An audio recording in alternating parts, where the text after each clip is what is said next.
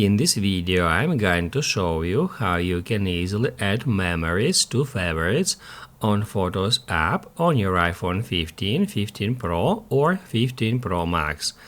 Be sure to watch the video to the very end so you don't make any mistakes. Let's get started, and first off, open up Photos app. Then tap right here where it says For You to head over to For You tab. And then if we scroll down a bit, we'll be able to find Memories. To see all of your memories, tap right here at See All. And then we can scroll down to check all our memories here. If you would like to add some memory to favorites, all you have to do is just tap at that heart icon.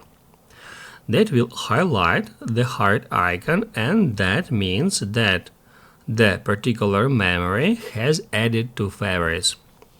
That will allow us to quickly find those memories.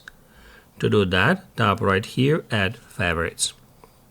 To remove a memory from favorites, just tap at that heart icon again.